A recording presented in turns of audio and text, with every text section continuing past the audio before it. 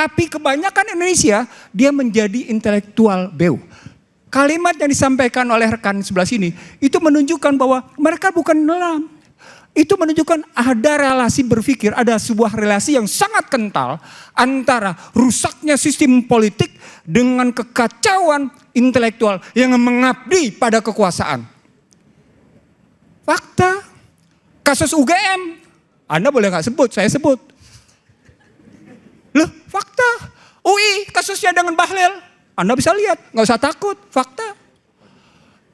Kampus lagi sebelah sana yang ada di kawasan Jakarta Timur jual namanya gelar doktor, fakta. Kampus di sebelah timur lagi sebelah sana jual doktor gila-gilaan, jual profesor gila-gilaan. Apa poinnya? Terjadi degradasi nilai, terjadi degradasi kualitas luar biasa. Kenapa? We are follow the river flow. Ya, yang saya harapkan tentu saja sekarang kampus jadi ruang yang minimal ruang gerak yang bebas buat mahasiswa berekspresi dan mengeluarkan opininya. Kan di mana lagi kalau bukan di kampus, di luar. Nanti Prof Tela yang jawab. Silakan, Prof. Makasih. Saya akan mundur 65 tahun ke belakang. Di tahun 60-an, Soekarno mengumpulkan orang-orang cerdas cendekia se-Indonesia. Se-Indonesia dikumpulkan. Aceh, Sumatera Utara, sampai akhirnya ceritanya sampai di paling timur sana. Apa produknya? Produknya 7 bahan indoktrinasi. Apa kontennya? Di sini saya kagum. Sungguh saya kagum. Kalau Amerika baru berpikir price stability pada 2010-2011, orang Indonesia sudah berpikir price stability pada tahun 1960. Saya ulang ya. Ini perdebatan betapa sesungguhnya orang-orang Indonesia berpikirnya jauh ke depan, hebat.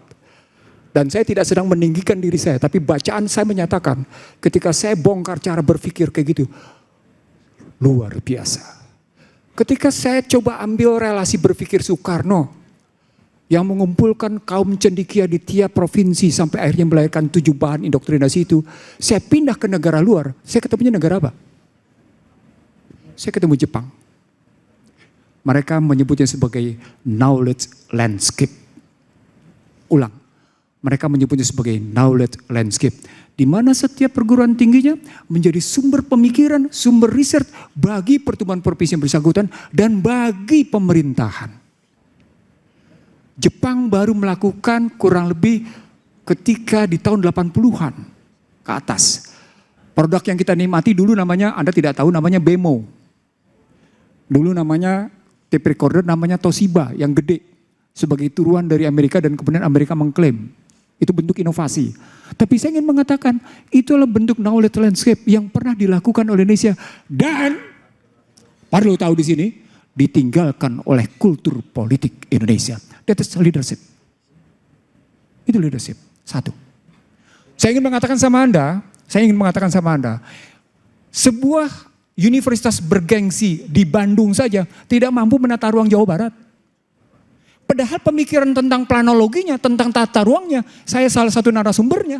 Luar biasa hebatnya. Tapi lihat tata ruang kota-kota besar, lihat tata ruang Bandung, rusak gak? Lihat, fakta. Begitu juga yang namanya UI katanya punya pemikiran-pemikiran hebat tentang ekonomi. Coba lihat hasilnya, redenominasi. Sebagai sebuah bentuk kegagalan sistem dan kegagalan aktor. Banyak bukti-bukti betapa sesungguhnya kita sering sekali mengabaikan kekuatan pemikiran anak negeri. Itulah buku saya, Selamat Datang di Negeri Amburadul. Kita belum merdeka, kita menikmati hegemoni, kalimat penting. Kita menikmati hegemoni intelektual. Ulang ya. Dalam bahasa Indonesia, kita kebanyakan menjadi intelektual beo.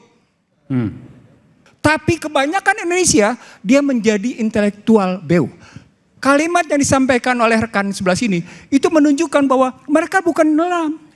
Itu menunjukkan ada relasi berpikir, ada sebuah relasi yang sangat kental antara rusaknya sistem politik dengan kekacauan intelektual yang mengabdi pada kekuasaan.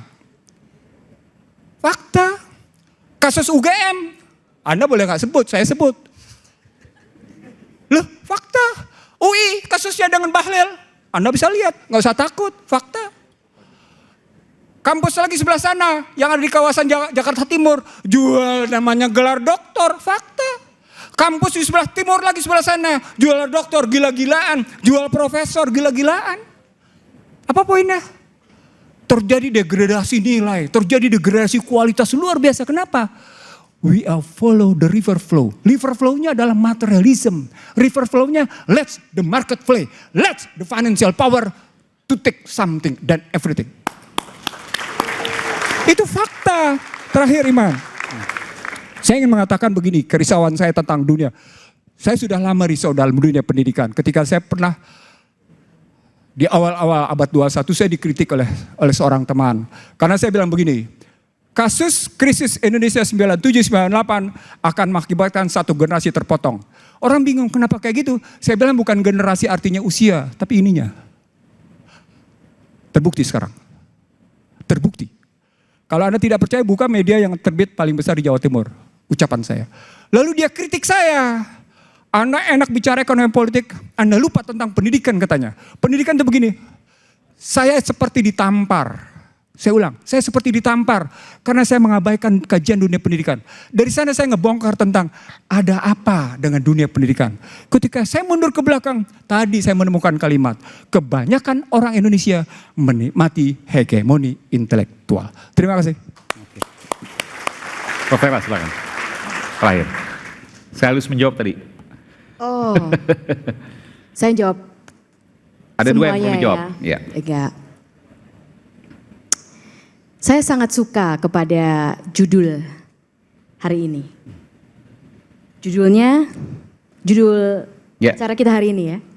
Judulnya Demokrasi Digital, Berpikir Kritis Tanpa Drama. Berpikir kritis tanpa drama. Ini judul yang sangat bagus. Yang saya rasa bisa kita renungi bersama. Gimana tuh cara berpikir kritis tanpa drama? Karena di zaman sekarang ini memang sulit kalau tidak drama-dramaan. Bisnis dari sosial media, any media, itu adalah untuk menggait perhatian. Kalau yang biasa-biasa aja, kalau yang tidak berdrama-drama, tentu saja tidak menggait perhatian. Jadi itulah tantangan kita semua, bukan saja mahasiswa, tetapi tantangan kita semua yang hidup di dalam dunia yang sekarang ini, yang begitu dilingkupi oleh digital, yang tujuannya menggait perhatian, attention grabbing. Dan itu nggak salah. Dan itu nggak salah, itu adalah fakta. Kita tidak percaya salah dan benar, kita lihat inilah fakta yang kita hadapi. Semuanya ingin mendapatkan perhatian dari Anda sekalian. Setiap orang yang ingin mendapat perhatian dari Anda. Dan untuk mendapatkan perhatian itu sulit kalau yang biasa-biasa saja. Itulah kenapa mungkin banyak drama. Karena untuk menggait perhatian itulah terjadi drama-drama. Tapi tadi belum jawab, Prof. Kalau mendapatkan doktor, mendapatkan profesor, itu gampang katanya. Secara sistem saya selalu akan saya jawab. Ya. Tapi akan saya jawab. Ini runtutannya. Jadi saya berpikir bagaimana kita bisa berpikir kritis tanpa drama. Ini adalah analisa saya pribadi. Cara kita bisa berpikir kritis tanpa drama yang sebenarnya berhubungan dengan riset saya sebagai ilmuwan kognitif adalah satu, tentu saja gunakan data. Sebelum kita mempunyai pendapat, sebelum kita memutuskan apakah sesuatu itu salah atau benar, baik atau buruk, palsu atau tidak, carilah datanya tersebut. Itu yang pertama. Yang kedua, pikirkan alternatifnya. Saya meneliti tentang bagaimana manusia bisa membuat perbandingan-perbandingan. Dan yang terjadi adalah kita jarang membuat perbandingan-perbandingan. atau alternatif lainnya dalam pembuatan keputusan kita. Apa contohnya? Tadi pagi, gimana caranya memutuskan pakai baju apa hari ini? Ada yang banding-bandingin nggak? Banyak. Kalau Mas Aiman pasti banding-bandingin dulu ya. Oh, sudah dikasih sama wardrobe. Oh, dikasih Tinggal sama pakai wardrobe ya. Nah, itu kan menarik. Jadi ada pembuatan keputusan yang kita tidak mikir, kita tidak banding-bandingkan. Dan ada juga pembuatan keputusan yang harusnya kita pikirkan dulu alternatif lain apa lagi yang tersedia sebelum kita memutuskan itu. Kalau tadi dibilang, oh dapat profesor itu gampang di sini. Jakarta Bang, Timur katanya. Saya akan jawab berdasarkan datanya. Kalau berdasarkan kriteria, betul sekali bahwa kriteria untuk mendapatkan profesor di Indonesia itu jauh lebih mudah kalau kita bandingkan secara ini kriteria mendapatkan profesor. Itu fakta ya, ini Wamen sendiri yang mengatakan ini. Iya, karena profesor di Indonesia lebih mudah dibanding di luar negeri. Untuk kriterianya iya. Iya. Kriterianya iya.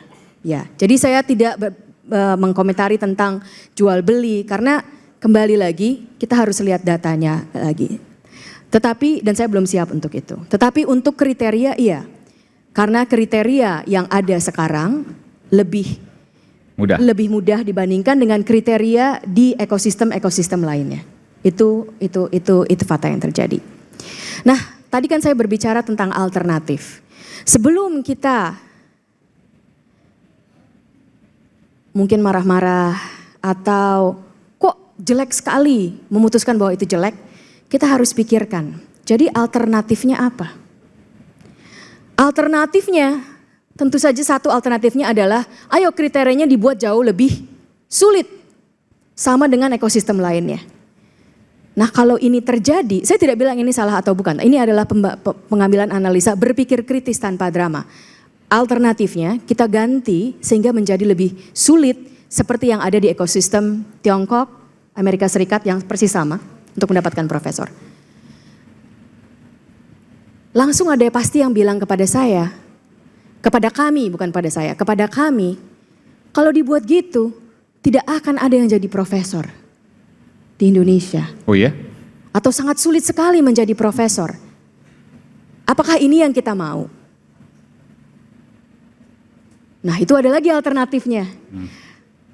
Saya tidak akan menjawab benar atau tidaknya karena inilah bagian dari berpikir kritis. Kita semua harus memikirkannya secara kritis. Tapi yang bertanya nanti. Apa fungsinya menjadi profesor? Apa gunanya menjadi profesor? Oke, boleh itu nanti kalau ada yang bertanya bagian gitu ya. Tapi ini kan penutup ya? Iya penutup. Penutup, jadi saya mau tutup dengan kalau saya boleh berbagi, ini terutama sekali untuk para mahasiswa kita. Karena saya setuju, kita tidak usah khawatir terhadap Gen Z kita yang sangat pintar-pintar.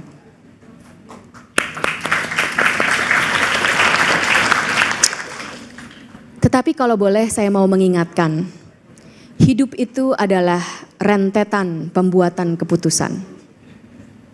Jadi pastikan waktu kalian di kuliah, setiap segala sesuatu yang kalian lakukan, yang kalian putuskan untuk lakukan, sudahkah kalian memikirkan alternatifnya? Sudahkah kalian menganalisa lebih baik saya berbuat ini atau berbuat itu? Mengambil ini atau mengambil itu? Supaya jangan sampai nanti telah lulus dari kuliah ada perasaan menyesal bahwa berbagai rentetan keputusan yang kita ambil waktu kuliah kita merasa kok saya tidak pikirin. Seandainya dulu saya pikirin mungkin saya akan berbuat yang lain. Itu saja. Baik.